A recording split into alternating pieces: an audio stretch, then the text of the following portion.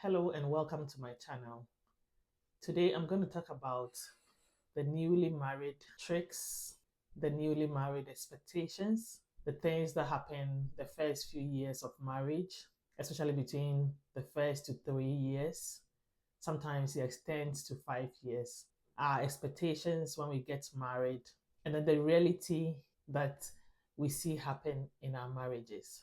So today the topic is going to be the tips for the first new years of marriage. It's for newly wedded or newly married couples. If you're dating, you can watch it too. If you're courting, you can watch it too, because you're going to pick some nuggets from this. Let's dive in. Marriage is a very beautiful thing that brings two individuals from different backgrounds together. These individuals decide to share their lives together, and then they come from different homes, brought up differently, but decide to have a permanent companion to look out for them, to have fun with them, and to enjoy their entire life with them. However, the early days of marriage can also bring some unique sets of challenges that couples must overcome, learn to adjust to, and learn to navigate to be able to build trust, to be able to enjoy their marriage, and to be able to bring the best out of each other. I believe if you are able to navigate these problems within the first few years, you can cross a 10-year mark, 20-year mark, and above. The way you handle and deal with these problems at the beginning of the marriage contributes to how your marriage is going to be like. So we need these strategies to be able to overcome them.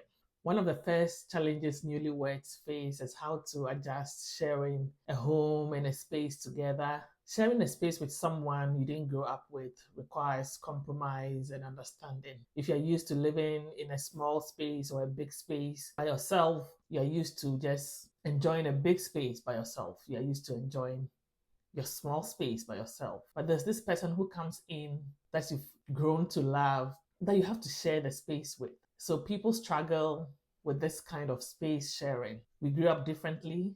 Your likes may not be my likes. Your dislikes may be my likes. So with this, it's very essential to establish and define boundaries. These boundaries must be openly communicated with clear expectations for it to create a conducive environment for both of you to be happy. You have to tell your spouse that is what I want. I want it to be respected. You have to define your space and the way you want your spouse to treat that space.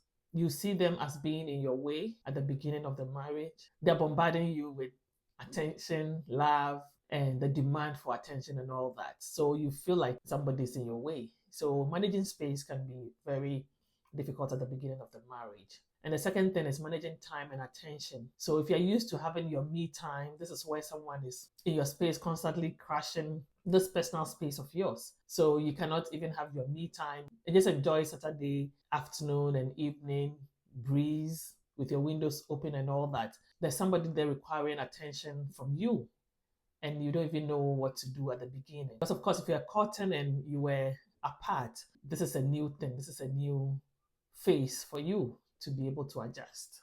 So with this is where you have to find the right balance between having your personal space sometimes and spending time together to foster unity and love. Making time for your partner is very important because you get to know each other more, you create a lasting bond, and then you get to enjoy each other the more. You have to learn to strike this balance that prevents you from feeling suffocated and your partner also feeling neglected. You have to learn to strike a balance between the two, managing your time and managing their attention. So the third point that newlyweds usually face is adapting to each other's differences and habits. This sometimes becomes a big problem because we're all brought up differently.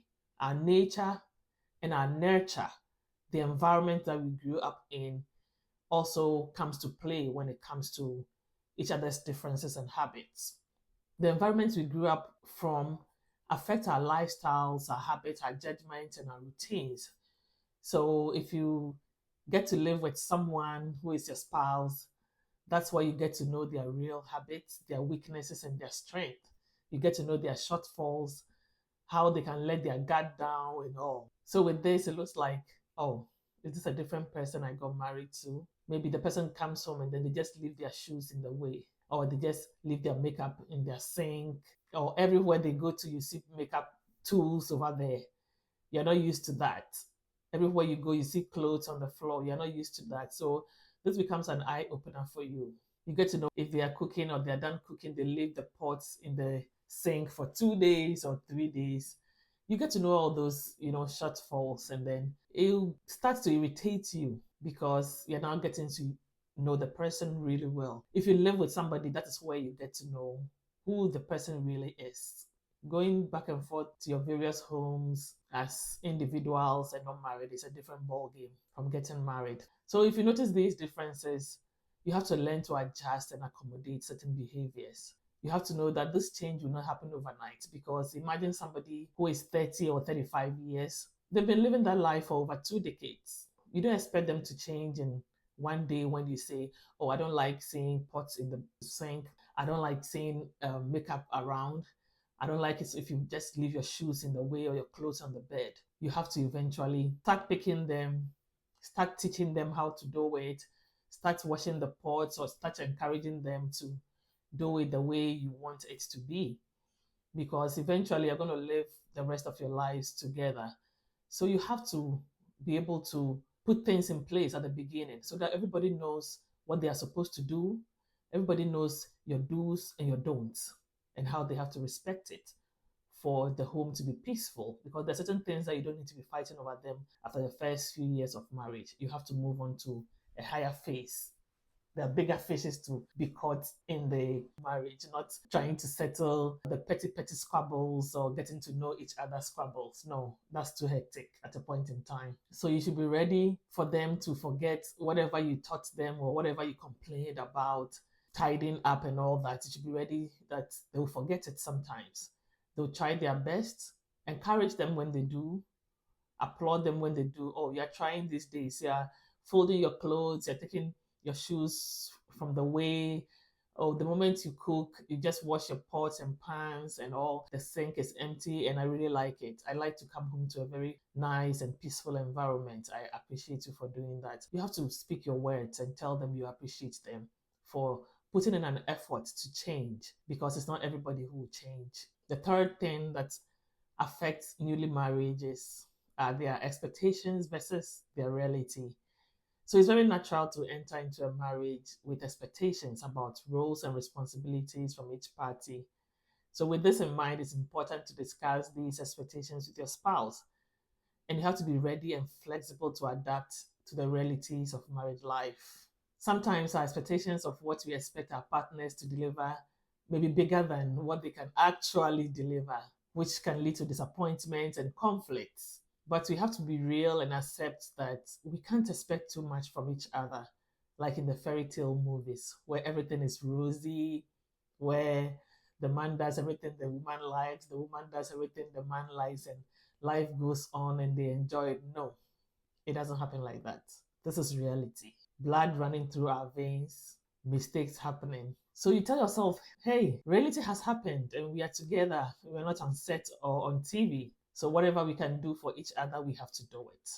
It's so interesting. I laugh at a lot of men when they are preparing to get married. In their minds, they believe that, oh, once I get married, oh, I'm going to get sex every day. I'm going to get it every day. Every day I want, the lady will be ready.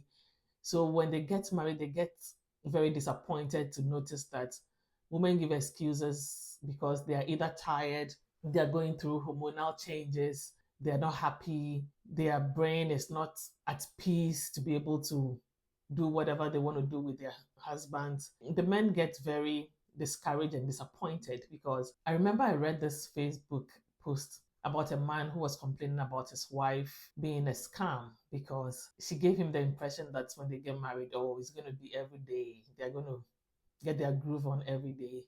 And now it's barely like 2, 3 times a week. And he's very disappointed. And about 90% of the men's comments under the post was so funny because they were all like, oh, welcome to the club. Welcome to my world. Welcome to this. Oh, didn't anybody tell you that that is how it happens?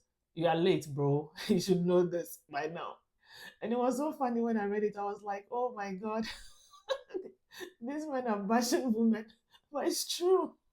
I remember I watched a TikTok video where this man came back from work and he immediately gave his wife painkillers to take. And his wife was like, I'm not sick. Why are you giving me that to take? And the man said, aha, we're going to do it tonight. Because every day you claim you have headache and this, my body hurts and all that. So today I brought you medication so that you can take it and feel better by the evening. And you said you're okay. So that means that this evening is going to happen. And the woman was upset. So you see, the man has developed this strategy to overcome his wife's excuses. So it's very interesting. We have a few women who can match up to their husband's demands, which is okay. But I know most women complain after a certain time because we cannot match them. Personally, I cannot match my husband's desires because men, if you give it to them every day, they'll take it. They're always ready. And it's not like that for women, especially if you are growing, your hormones are speaking different languages to you. You don't even know which language is speaking at a point in time. So you just don't want to be bothered. You want to be you. You want to be by yourself. Just leave me alone. We still have to make the effort to at least be considerate when it comes to managing our sexual lives and intimacy. Sometimes some men don't help around the house, and that is what is the problem. So it makes the woman very tired and they have to give excuses. But sometimes, too, it's not about you not helping. There are men who help around the house. My husband helps a lot around the house. He does a lot around the house for me, and it's so nice. But sometimes you're just tired. By the time it's 9 p.m., you're tired. So the reality sets in eventually for men that they have to accept.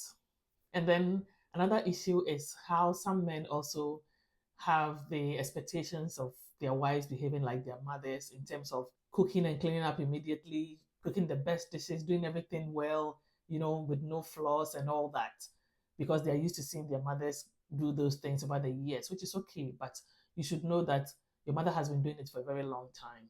Your wife just started doing certain things, or she's been doing it differently. So you have to give her grace. You cannot force her to do things like your mother. She grew up in a different home. Her mother is different. So she'll do things her mother taught her. If you want it the way your mother does it, you have to help her adjust to whatever condition you want. Sometimes we women also, our expectations are so big. We expect too much from our men. We want them to be the giant in the house, killing every fire, doing certain things that we feel they're supposed to do. We have to be gentle with them. They are also human. They have their flaws. They also want to feel special.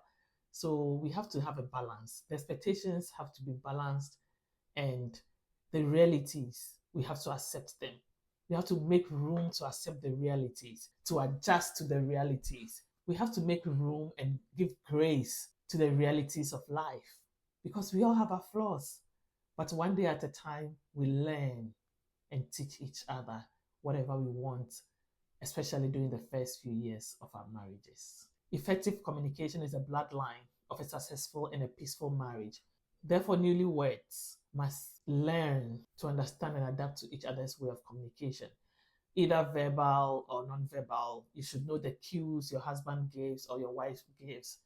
You don't assume your spouse can read your mind, even if you give them the cues, because the two of you may be thinking about different things with those cues. You may be doing certain things and he'll feel, oh, you need something.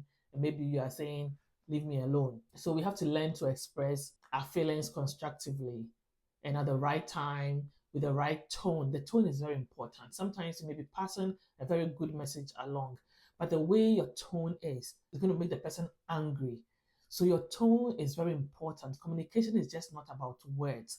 It's not just about what comes into your mind. It's about the way you make the person feel listening to your message or listening to whatever you are communicating. So communicate clearly. Both parties must learn to actively listen when it comes to communication to fix problems effectively and strengthen the marital bond. It is very important. And lack of communication or effective communication causes a lot of problems in marriages because sometimes if you counsel certain people, if you listen to them, you realize that they're communicating in different ways that both of them are not understanding. It has to be clear. It has to come with feedback. It has to settle in very well with the person. So we have to learn how to communicate. Another reality when it comes to the newly married is handling conflict. Conflict in a relationship and marriage is inevitable, we all know, and we cannot avoid it. We'd always have our differences with our ideas, our opinions, but we have to handle conflict very well. And the way we handle it is very important. So, as newlyweds, conflict management can become a big deal. Of course, you may have been dealing with conflicts during the courtship stage, but now you're living under one roof. So, the conflict is a different level when it comes to this. Because during the courtship stage, if you're upset, you just go to your home. You just drive and go to your home. But now, where are you going to? Your mom or your dad? You won't go anywhere. You're here with me. We have to deal with it. So, living under one roof brings a different vibe when conflicts arise. So, handling conflicts maturely and amicably determines how long the relationship will thrive and how far you will go.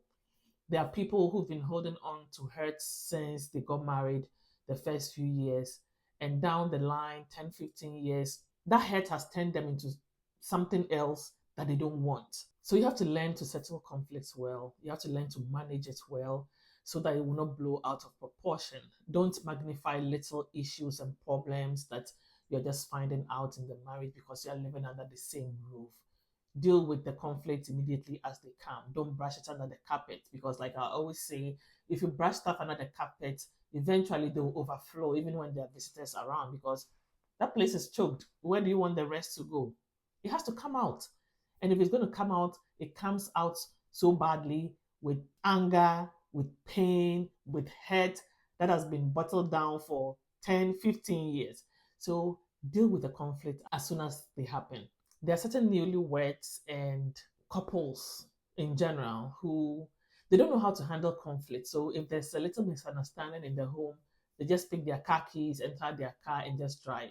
No, if you do that, desist from doing it because I know people who have died doing this.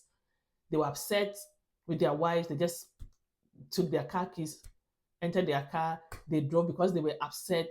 Boom. Because your adrenaline is pumping very fast, you're upset, so you can't even think right. Why should you be upset and leave the house, your own home that you're paying a mortgage or rent for? You can go to one room and shut your door if you want to. But even that, learn to deal with the problem as it happens. You don't need to go anywhere. Where are you going to? That may cost your life. Some people will go to their friends and all that. You don't need all that. You don't need all that drama in your life, especially the first few years of marriage, because there are certain people, after you've left and complained, they'll say, you see, we told you this marriage is going to go down soon. No, you have to deal with whatever problem you have. Deal with it. Deal with your spouse. Do not go out. Do not leave the house because your wife is bickering or your husband is holding on to hurts and he wouldn't talk to you. You have to learn to talk. That space is your space. Fill it up with love. Fill it up with understanding. Fill it up with communication. Communicate well and effectively. Sometimes the communication will hurt. Sometimes they don't want to hear certain things, but it is true. With time, they will think about it. Even if they are sleeping, they'll remember those words and change. So speak up in a nice way with a gentle tone and deal with the issue. Financial responsibility is another issue that newlyweds face. Financial management and responsibility in marriage is one of the leading causes of divorce, and attention must be paid to this to prevent future problems because money matters can stress newly married couples. Sometimes because of the budget they used for their wedding, that was too much and now they are broke. Sometimes you're earning your own money and you are used to that, you're handling your own money, and then eventually you get married and you have to do joint account, use the money for things that you were not doing earlier on. So it gives a lot of problems to people. People are used to keeping money in their own personal account, and then eventually when they get married, people are talking about, oh, you have to have a joint account and all that. So they don't want to get used to that. But transparency and planning together are crucial in setting this kind of joint account and putting your money together and working together to build a home. You have to know your budget, you have to plan your future expenses, you manage your finances in the home, you have to know your financial goals, your investments, the bills you pay, your responsibilities for families on both sides, especially your parents. if you help them one way or the other. You have to fit all those in a budget and in a plan. And this has to be discussed before marriage. And if it's not discussed before marriage, during the early years, discuss it. How do we manage our money? What amount are we supposed to be investing every month? If a paycheck comes, where do we put this? That we're not supposed to touch that money for years. It's supposed to be our investment. We're supposed to put this in this account. We won't touch it. We let it grow. Those are some of the things that you're supposed to do for financial freedom, and then for you not to be fighting over finances, because it's so sad when you guys get married and you build a home together, and eventually, because you've moved to another level, you are doing well and all that, the marriage just breaks up because of money. When you had nothing, you had peace.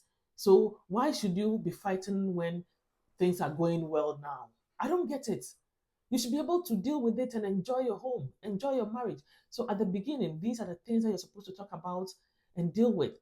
You're supposed to handle them well and come to a conclusion that this is how we're going to run our home. Don't look at anybody the way they run their home. Look at what works for you and do it. Another issue newlyweds face in marriage is how to deal with extended family and friends. Managing friends and family in marriage as newlyweds is another vibe. It is another vibe, let's be real. Even for years, it's a whole lot of vibe. Navigating our relationships with our in laws can be confusing, demanding, and complex. Let's be real. We are all human. And we need a lot of adjustments and accommodation of their expectations to be able to deal with this new in law issue peacefully. So we have to establish healthy boundaries from the beginning of the marriage, because this will pave the way for how your in laws are going to either intrude in your marriage, are going to burden the marriage, or how you're going to have a great relationship with them and with your spouse. You have to put up a united front to be able to manage expectations from your in laws, both sides. You have to learn to do it. Have honest and open communication with each other about each other's parents and family and the way to handle them so that there will be peace in the home. These family members were part of us before we got married. We all know our parents took care of us, we had siblings growing up. So they're part of us. Once we are married, it doesn't mean that we don't have family anymore. So we have to learn how to deal with them. We have to accommodate them in our marriages. And the way we deal with them shouldn't be a way that will let our marriages fall apart. And they shouldn't be the reason our marriages fall apart. The way you interact with them is crucial to ensure mutual respect and understanding. When it comes to friends, for instance, we have to know that a few friends will stick around us as we grow through the marriage. They will come and go. You have new friends. There are some who just go, they will never come back. We have to learn to give boundaries when it comes to how we treat our friends and our families in our marriages. Because friends, for instance, influence us a lot in our marriages. We have to know the friends we keep. You can't be married and then be like, oh, I want to hang out with the boys every day. No, it can't be like that. They're your friends, fine. But you have to know that eventually you have to limit the way you handle those issues. You have to learn that you cannot hang out with your male friends every weekend or your female friends every weekend. You have to spend time with each other. So give them that boundary. Let them know that it cannot be like it used to be. Now there's been a change, there's been a shift, and you have to adjust to it, and I will adjust to yours too. So we have to learn how to deal with our friends and our in-laws for our marriages to thrive. Some people are so close to their friends, they tell them everything about their relationships. It's not the best, because whatever you tell them, that's the way they view your spouse. Whatever you tell them when the two of you are okay with whatever went on, they are still holding on to whatever hurt or pain that your partner puts you through. You have to be selective of what you tell them.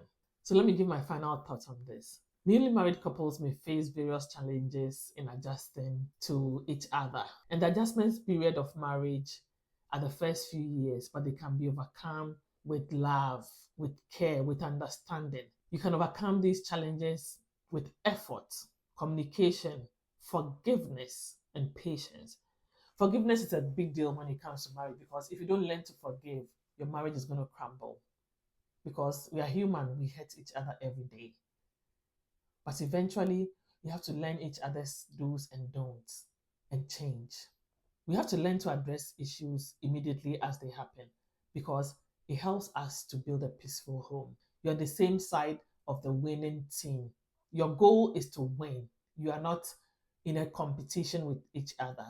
You are there to make your marriage enjoyable and peaceful. So you have to work at it. If you build a beautiful home or a beautiful marriage, it can stand the test of time. And this begins from the beginning of the marriage. Marriage is beautiful when you work together and work at it. I, for instance, have never regretted getting married to my husband because both of us play our roles effectively and intentionally. We care for each other. Your goal should be you are going to make your partner happy. And his goal or her goal is supposed to be I'm going to make my partner happy. So if both of us have the same goal, we're going to enjoy our marriages. We are not selfish. We don't have different goals. It's us against the world. And if you aim at this, you build a healthy and a beautiful marriage worthy of emulation. You should be a formidable force to reckon with. You should learn to fight with a united front in your marriage. Don't listen to third parties. You can listen to advice, but pick the best one from it. That's what my daddy always tells me. When people advise you, listen to it. Pick the best out from it and then throw the bad ones out. You should know that what works for one marriage may not work for the other. So learn each other, get to know each other. The first few years are very important. A lot of marriages have broken down the line, 10, 15 years down the line, because of what happened in the first few years and they couldn't adjust. So please make time, put effort into it. Be intentional about the things you do to make each other happy. It may not be easy, it may be burdensome sometimes, but you have to do it with love. You have to do it with understanding. You have to do it with care. You have to tell yourself, we are in this together. I'm supposed to make you happy. You're supposed to make me happy. I cannot be selfish. You cannot be selfish. Work with each other and let your marriage thrive. The first few years as newly married can be hectic, but work towards it. Work towards the marriage being a successful one and enjoy each other's company. Thank you for watching my video. Please like, share, and subscribe to my channel. And please comment with questions and suggestions. Thank you and have a great day. Thank you.